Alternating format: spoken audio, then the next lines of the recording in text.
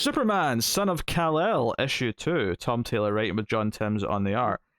What's interesting is that obviously some themes continue from issue 1, but this also kind of feels like a fresh start, this issue, because it's, it presents his first day at college, and something felt that... like the first issue was a prologue to this. It does, yeah. Right? Yeah. So, I mean, let's just get out of the way. I had no idea they were doing this, like, they were going to try and give him a secret identity so that he could, go to school without being, It makes sense, though, right? Like, your dad announces that he's Superman. It makes sense, so but unfortunately, Finn Connors was not long for this world. Oh my god, Finn Connors sounds like a name they give somebody when they get called up from NXT. Joe was so funny about it is that I really liked the idea, but I thought the name was really stupid because Connor, come on, that's a stupid name. What sort of chump would have the name Connor, right? Yeah. But I thought this is a really cool idea, but the outfit, the wig, and the name are a bit weird. So the fact that it played in to the joke, though, that this disguise was only going to last for 10 minutes before he was immediately going to be exposed as being Superboy, it was really funny. Or Superman, I should say that. But it was really funny to me. So I actually really appreciated the humor in that. Because it sets Taylor does this fun thing where he sets your expectation, where you're like, oh, come on, really? And then as soon as he gets to school and there's an emergency, that's out the window. Because he can't help himself. And you're like, oh, okay. Yeah, that's what I won't doubt you, Taylor. Yeah, there's a shooter, and immediately, like, John's just like, well, I guess the cover's blown because he has to swoop in and, like, stop all the bullets. And then, like, wait a minute, you're John Kent. You're the son of Superman.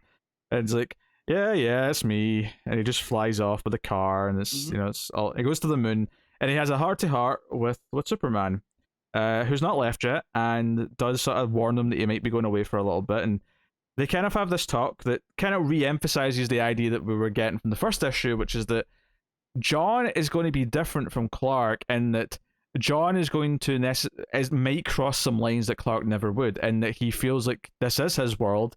He can maybe affect some more political things that Clark isn't willing to. I particularly like the line here where Superman says, I might be going away for a little while, so I'm just warning you. And he's like, wait, you're literally leaving the weight of the world on my shoulders. I mean, not literally, but as close to literal as you can get. With a metaphor. So, no, all really good stuff. And basically, Superman says that he never felt like it was his place because he wasn't born here, but maybe it is your place to step in and be something that I couldn't. Yeah, but I like the idea of Superman going too. Like, I'm a symbol. So I try not to get involved in the little squabbles, right? Like, it's more important for me to look like I am not choosing a side. But you already have a side. You have skin in this. So just be yourself. I can't tell you what to do. And that's what I like about Clark's parenting, here, is that he's just trying to let him know that whatever you do, I trust you to do the right thing. And that's very Pa Kent, right? Like, it reminded me of in Birthright, kind of, where Clark's telling him he's going to go off and be this hero. And Pa kind of has a different take, where he's like, yeah, but now you're no longer just our boy. You're going to belong to the world. And here, Clark handles a little bit better than Pa Kent, right? Because of he's Superman. He's done this before. And it's just a real nice moment. There's a lot to sort of dissect here with this relationship and dynamic of John being a Superman who will sort of get more politically involved in things. I mean, the first thing I would say is that it's more relevant to our times in that we feel more maybe impassioned, that people should take more of a stance on tough subjects, and the idea that we're going to have this younger Superman who is going to be willing to do that, who isn't. And it's not so much that Superman's in the wrong, because, in the context of, okay, he's ultra powerful, he doesn't want to take sides to, like, completely upset the balance, but ultimately you've got the meta side to this where time has moved on and we are more overtly taking stances on subjects that we feel we should. So the idea that we have a younger Superman here who is of a new generation who is going to take stances on these, and this book is constantly referencing things. There's climate change referenced again in this issue early on. There's talk of refugees. Obviously, it's from a fictional place. Obviously, to give it a little bit of a fictional buffer, just so that it's not completely depressing, which is nice. Right. But it's talking about real things. And the idea of John realizing that he can't have the secret identity, and maybe it's because secret identities and hiding behind like masks of your political affiliation, or maybe even in a more like minute sense, hiding behind like your name or avatar on a Twitter or social media. Yeah. Like the idea that is maybe more of a problem now, and it kind of gets in the way of just actually being there and like having a stance on the subject or having like a meaningful impact on it. So having all these things mixed in here, to John separating himself from being Superman. Like, I don't know if I would ever have predicted that the way to make John feel like his own, unique version of Superman is to say, no, he is a Superman who's going to say, no, I'm not going to let you do this to these people. I'm not going to let you be a part of this or let this happen. And the big thing here being that when he does make the choice to go and save these refugees whose boat is sinking, and he brings them to Metropolis, when the authorities try to handcuff them, John immediately introduces his heat vision. And the guy's like, hey, this is the process. I mean, I respect that you want us to help them and all that, but there's a process to this. And he's like, well, there's a process, sure, but you're not using restraints. If you put them on, I'm going to take them off, and you can't stop me. Yeah. And that's something that Superman, traditionally, he would never like have that show of force with like local governments or authorities. He wouldn't. Whereas this was, and obviously the intentions and everything that he means behind it is all very like noble and all the rest of it. But he is fundamentally still sort of waving his dick and going, no, I will use my powers and I will stop you. Yeah. Well, and I feel like Clark would have done it in a different way, right? Whereas this is where I like the idea of Tom Taylor basically saying if Superman was written today, he'd be kind of closer to John, because we kind of saw that in Morrison's Action comics, right? Like in that run that was supposed to be a retelling of the Golden Age, is that he was a person, like he was a champion of the oppressed, and he was a person of the common man, and like there's a reason that his main villain was a corporatist billionaire, that was, so just the idea that if Superman could do it again, he's kind of letting John know, like, just be yourself, and that's exactly what John's doing. Because I feel like Superman would try and like explain and like try and garner sympathy from the guy and say, hey, do you really need the handcuffs? Like, there's no need for that. He would give him a speech and it would inspire him to do the right thing.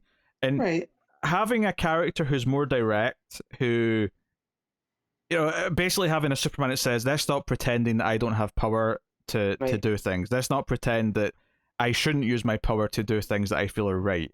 And you have to accept that. I think that's an interesting tactic to take. Right. And it's something that maybe Taylor's going to like explore the conversations of, and what that means. There's going to be a price for that.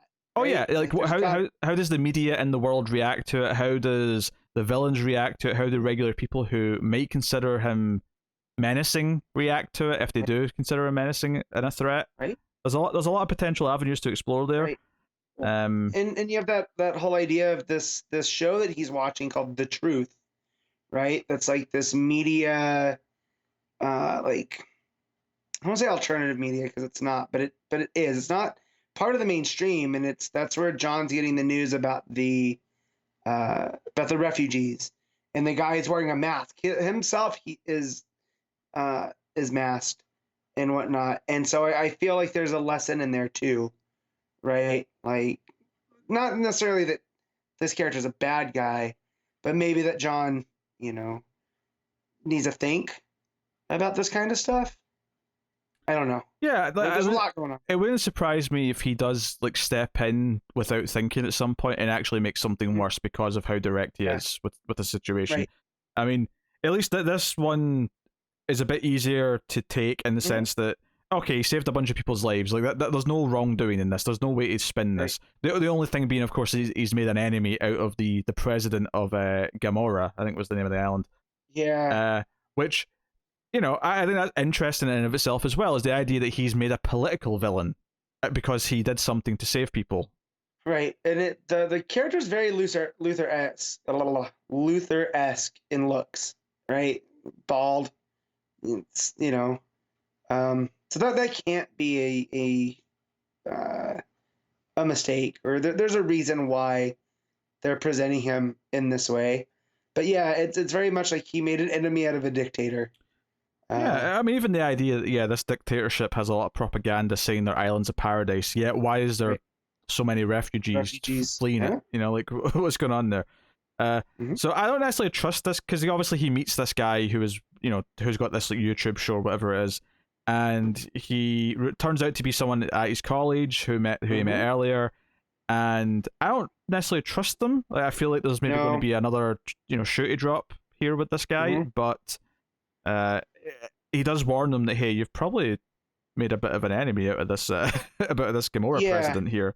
Well, again, you're talking about masks and whatnot, and the whole idea of him going mask off here. Yet this guy, when he's presenting the news, is wearing a full-on mask and hiding his identity, which I understand in the grand scheme of things, right? He's running this underground kind of news service. He wants to keep himself hidden, but there's got to be more layers to that. That if you're being the truth, why are you hiding yourself?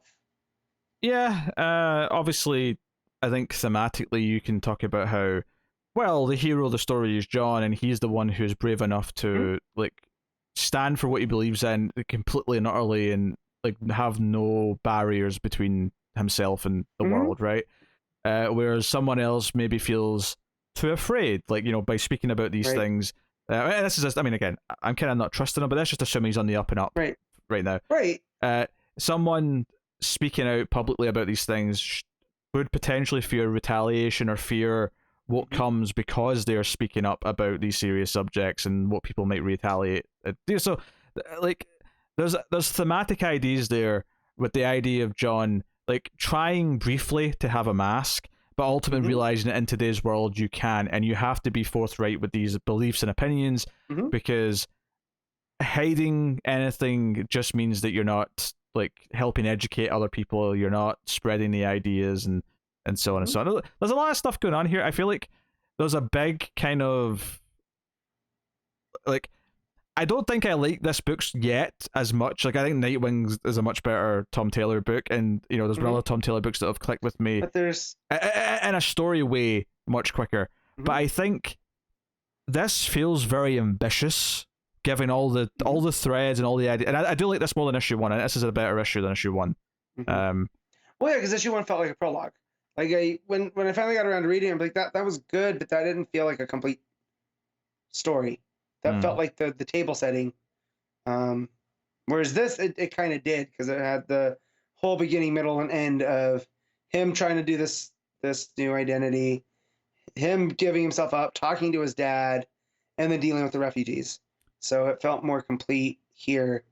But no, it fits very in line with Suicide Squad and Nightwing in that, like, there's that image that's been going around of Nightwing going like, there's nothing cool about being a billionaire. Or I just butchered that, but there's nothing heroic about being a billionaire. And how that's making waves, and that goes almost hand in hand here with what is going on in this island nation with this dictator guy. Yeah. So it's no, I mean, obviously there's a lot of politics in this comic, and which, you know, certain audiences are going to hate, but like, deal with it basically. Exactly. These characters are supposed to inspire the best. They've always been characters that do that. And you know, we've talked before about the weird hypocrisy of like people not accepting the fact that even in the 60s the X-Men were clearly allegories for various things. So we don't have to get into that again, but clearly as comic books go forward, as superheroes go forward, this is always what they're supposed to kind of be in some form. They're a cipher of the modern culture, right? When they're done right. Yeah. And this is a bit more on the nose than other examples, obviously. But this is still a far cry from the only time I've had a problem with anything like this recently was Azarello just referencing real world events, which was just odd and stupid. But yeah, I never like when they do that. I like when the comics make up a president versus trying to force in the current president, because it just feels like you're in your own world, guys. Do what you will with it, you know? Like, it doesn't have to be Lex Luthor as the president. It could be, you know, whoever. But I like that more than, you know, when you adapt real world things. Like here, Taylor adapting a refugee crisis, but he didn't have to make it a real country. He made up his own which I never even heard of this country in DC Comics. You know, it may be new because I don't recognize right? it. But like, it could have easily been, you know, Santa Prisca or Corto Maltese, somewhere that we've seen before.